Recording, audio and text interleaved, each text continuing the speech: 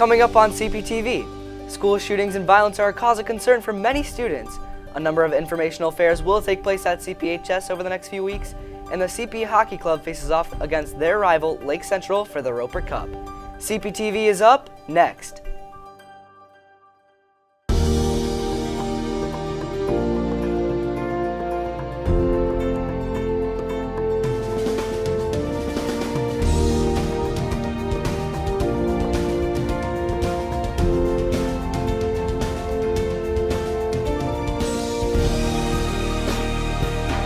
Last Friday, the CP football team got another good weather this morning. This weekend, CPTV. Welcome to CPTV. Hi, I'm Kirsten Robinson. And I'm Zach Jones. Welcome to CPTV. Lexi Simos will have your 5-day weather forecast, and Ellie Lockhart will bring us CP Sports highlights. Here's what's happening at Crown Point High School. With St. Patrick's Day coming up fast next month, Interact will be selling shamrock rubber bracelets from March 13th to the 16th for $1 each during all lunches. Proceeds will go to Dolly Parton's Imagination Library and benefit children literacy programs. So basically, Interact is an organization that helps people locally and globally around the world, whether it's raising money or going to organizations. We just try our best to help out. Right now we're raising money for Imagination Library to help donate books to children. I think it's really important for children to have this opportunity because it'll help them learn more from it, and some kids don't always have the resources to have books on their own. Schools around the nation are required to take life skills courses to graduate. Should CPHS make them a requirement? Here's CPTV's Ashley Reed with Let's Be Honest. According to an article from the Huffington Post, over 52% of teens don't know the basic life skills that will be active in our everyday lives after high school. We learn the basic subjects such as math and science, but a lot of us wonder how this is going to help us in our future. We have classes such as auto shop and nutrition, but should these classes be a requirement? So I think we should be allowed to or should have to take life skill classes because it will truly help with our development after high school, since most of our classes just teach us how to manage with stress and other things like that. But we don't have actual life skills like cooking, cleaning, how to work on our own cars, how to do different things like that. So that's why we need life skill classes to have a base understanding of how life will be after high school. I think we need more lifestyle classes like auto so that you know what to do in case you break down, and so you have plans and you're able to do things by yourself after you get out of high school. I absolutely think kids should be required to take at least one life skills class. There's so many issues that are going on in students' lives today that IPR class is a great class for life skills course. Mrs. Bonner teaches it. They touch on things like family dynamics and peer pressure and drugs and STDs. It's things that you might not talk about on a daily basis that are excellent, especially for incoming freshmen. Another life skills class would be culinary class. A lot of kids, their parents work full-time and they have no idea how to make a simple meal, and it just helps them create some better culinary skills, basic culinary skills that they can practice at home. Whether you believe it should or should not be a requirement, it's your choice and your schedule. For CPTV, I'm Ashley Reed. The Thirst Project is a student initiative to bring clean drinking water to the world's most underdeveloped areas. Their current goal is to eradicate the water crisis in Swaziland by 2022. The CPHS Key Club is working to aid the Thirst Project by sponsoring an after-school presentation this Friday. If you're interested in participating, please attend. The 9th Annual Crown Point Community Foundation Volunteer Fair and Blood Drive will be held this Saturday in the CPHS cafeteria. The event will take place from 10 a.m. to 2 p.m., and it's the perfect opportunity to match volunteers with nonprofits throughout the area. Attendees will have the chance to learn about and meet and talk with dozens of organizations in one convenient location. Here at Crown Point High School, we're going to be having our volunteer fair on March 3rd in the cafeteria from 10 a.m. to 2 p.m. A lot of the kids in the Pulse Club have been doing a lot of work to get this fair together, and we're really excited for this great event. It's for finding volunteer opportunities in the community, and we're really excited for everyone to get involved and be excited for this event just like we are. So come out and have fun from 10 a.m. to 2 p.m. and just really get to be involved in the Northwest Indiana area with the rest of us. The annual blood drive is March 3rd, 10 to 2, and students should participate because they could use our blood way more than we need to use ours. Admission to the fair is free. The CPHS Biomed program will be hosting the Better Health Fair and Heart Walk Thursday, March 8th in the CPHS cafeteria from 5 to 7:30. Buffalo Wild Wings, Chick-fil-A, Family Express, and Culver's will all be at the fair giving away free samples, coupons for free items, and selling their products.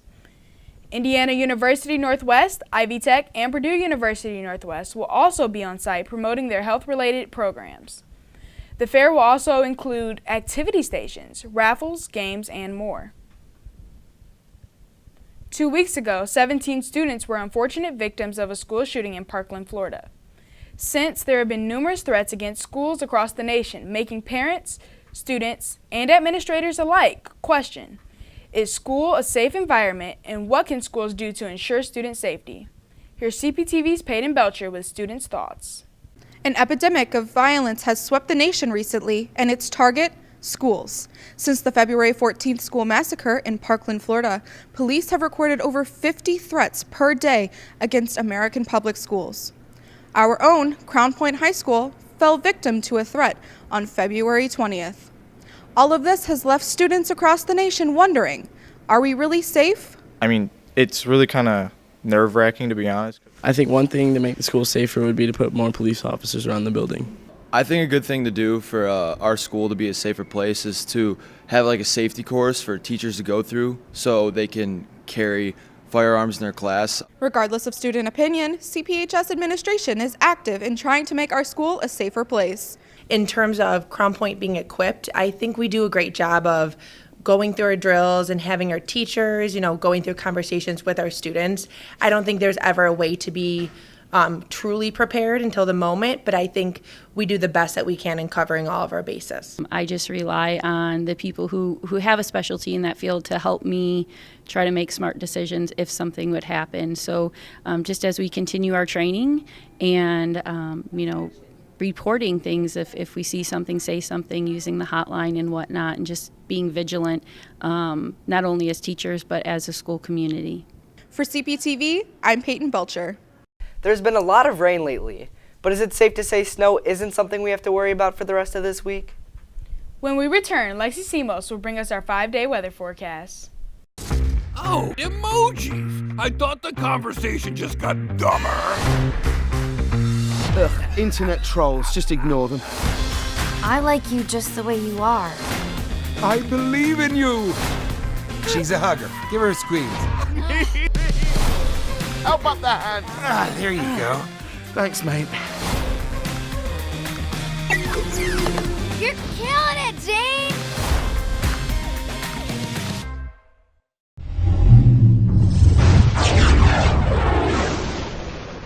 Yesterday's temps near 60 degrees have us thinking spring, but we have to remember it's just the beginning of March. Let's take a look at what you can expect for today. By noon, we'll have reached today's high somewhere around 52 degrees with cloudy skies. We'll most likely see some rain today, and the temps will slowly begin to drop. By 6 p.m., temps will drop back into the low 40s. For your 5-day forecast, the rain we'll experience today will carry into tomorrow with a high of 49 and a low of 32. There's a good chance we'll see some flurries mix into tomorrow night as temperatures start to drop. For Friday, the precipitation will push out, leaving partly sunny skies with a high of 42 and a low of 27. As we head into the weekend, Saturday will look very similar to Friday with a high of 44 degrees and even more sun. On Sunday, skies will remain clear with the high somewhere around 47 degrees. Heading back to school on Monday, you can expect highs in the mid-50s with more sunny skies, which is not too bad for early March. That's your 5-day forecast. Have a great week. Tonight, the boys basketball team has their first round of sectionals, but before they compete, we had their trainers pick out some gross food combinations for the team to try. Home-style dill relish. Okay, some mint Oreos. And now we're going back to get some pickle juice. Dunk it in there, it'll be good. We need Hershey's. We are the dogs, so it fits, Dog biscuits. Yum. Pork hocks. That's gonna be yummy. Peanut butter. I'm good, how are you? That's awkward. Okay. A little bit of relish on this chocolate. Perfect. The dogs are getting dog treats with peanut butter on top. Their favorite flavor, for the most part, is blue. So they're getting Hershey chocolate in the blue, Hershey bar with relish on top, and then the best, pork feet.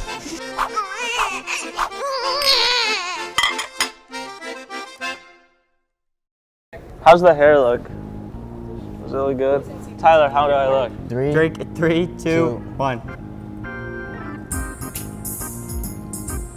I taste chocolate, obviously, orange juice. Spicy. It's chocolate and orange juice. All right, 1, 2, 3.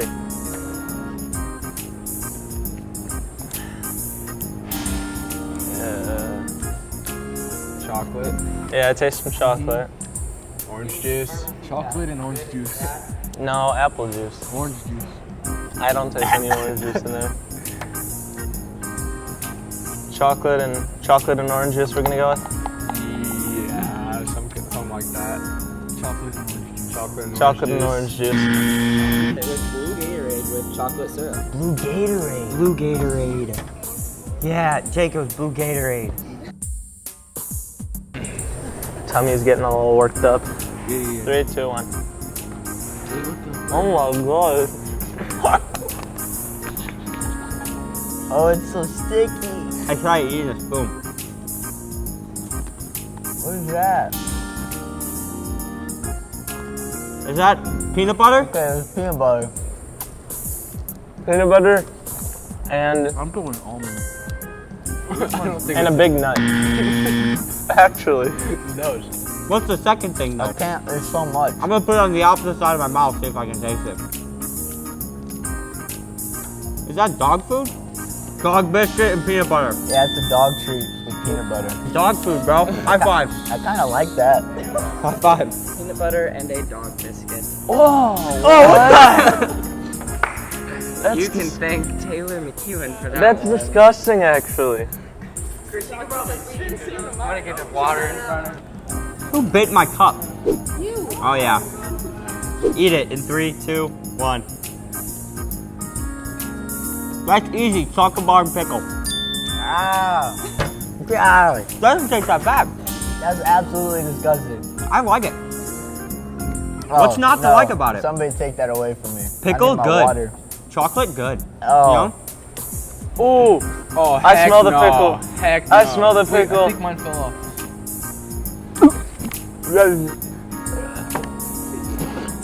I hate pickles.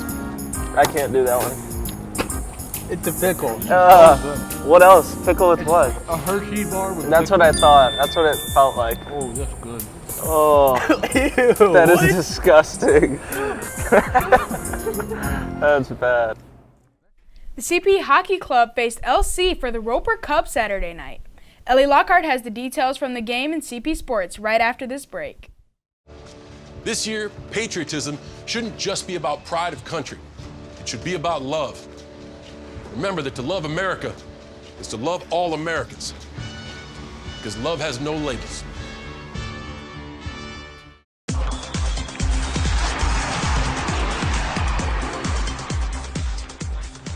The boys basketball team traveled to Lowell High School on Friday night to face the Devils in their last regular season game. Freshman Ty Smith started in place of junior guard Sam Snodgrass after Snodgrass injured himself during pregame warm-ups. The Dogs started out the first half strong, going into the half with a 29-14 lead. At one point early in the second quarter, CP led Lowell 26-4, but the Devils picked it up in the second half, scoring 17 points in the third, 12 in the fourth to eventually take the lead.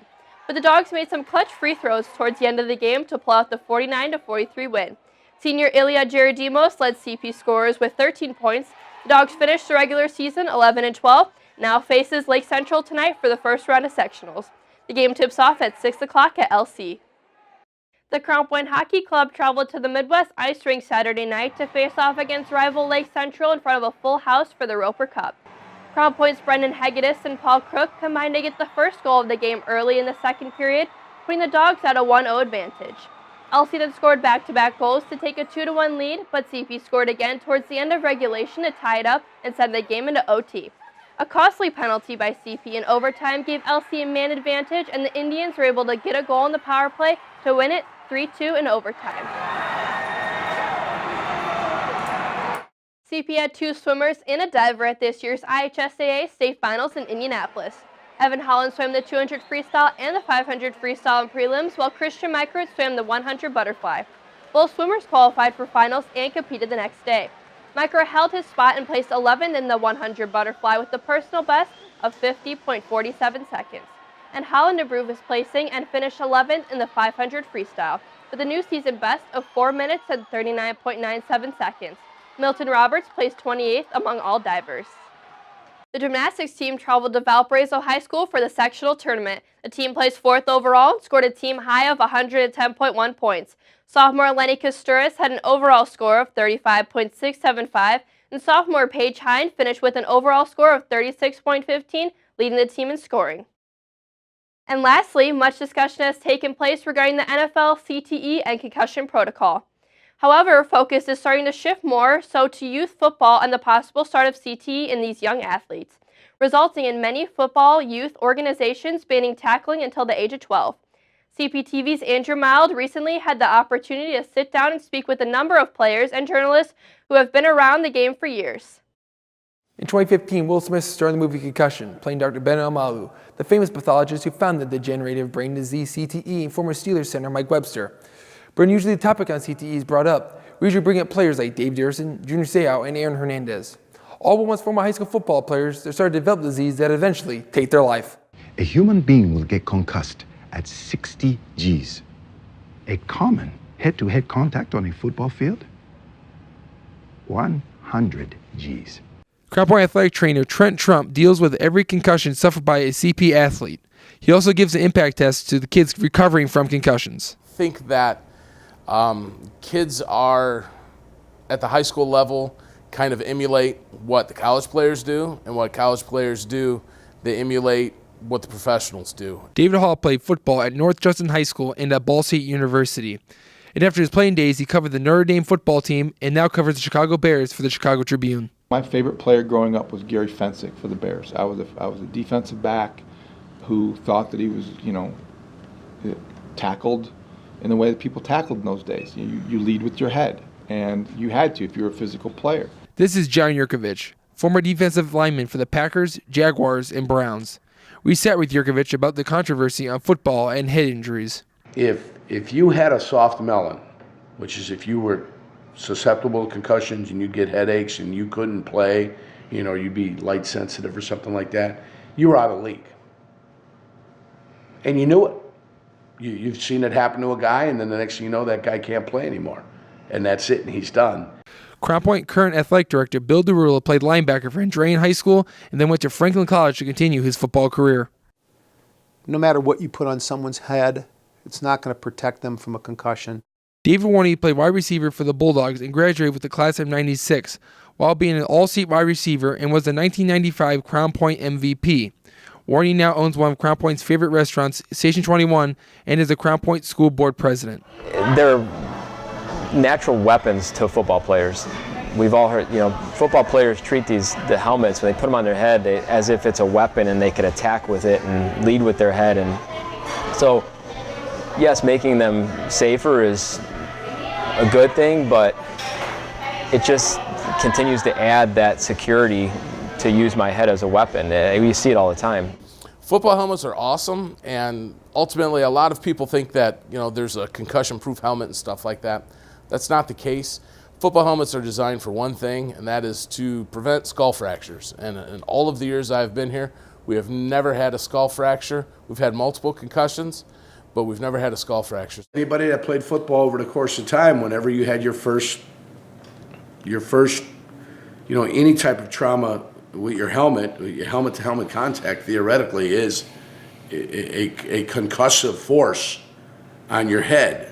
So if over the course of time, say it's a degenerative disease, and over the course of time, every time you hit, say you've got 50,000 hits in your brain. Well, the first day you take your first hit is the start of the process. Zach Easter, a former high school football player, shot and killed himself at the age of 24. Later on, he was diagnosed with a severe case of CTE. You're like, well, there goes another one. there goes another one. And, you know, how does it stop? When does it stop? Why does it stop? I don't know if it ever does. You know, who's responsible? You know, is an individual responsible for his own health and for his own well-being? Or does he put his health and well-being in the hands of medical professionals and or, you know, organizations that in theory are supposed to protect them? Or is the only person that can protect you yourself? Sports are dangerous. It needs to be, we can't ignore how players are bigger, faster, stronger. People have to relearn how to tackle. They're gonna have to relearn what to reward in terms of the oohs and the ahs. You know, you're not gonna get every big hit. You're gonna have to learn to stop complaining about roughing the passer penalties. That's protecting the quarterback. You've got to protect players. It's gradual, it will evolve, the game will change, but football is still worth saving.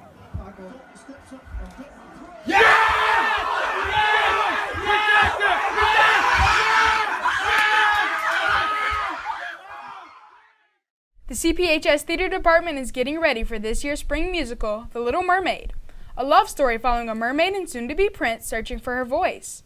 The show opens March 9th and runs through March 17th. Tickets are on sale now, so be sure to get yours at cphstheater.com. Lastly, CPTV Media has revamped its website. The new site has a much more user-friendly platform where you can view all of our past episodes and let us know if there's a story or event you would like us to cover. Check it out at cptvmedia.com. We've also created a number of social media accounts to keep you updated on sports, news stories, and any project CPTV is currently working on. You can follow us on Snapchat, Instagram, and Facebook at CPTV News. You can also follow us on Twitter at CPTV Media. That'll do it for today's show. For Lexi Simos, Ellie Lockhart, and all of us here at CPTV, I'm Kirsten Robinson. And I'm Zach Jones. We'll see you next time. Thanks for watching.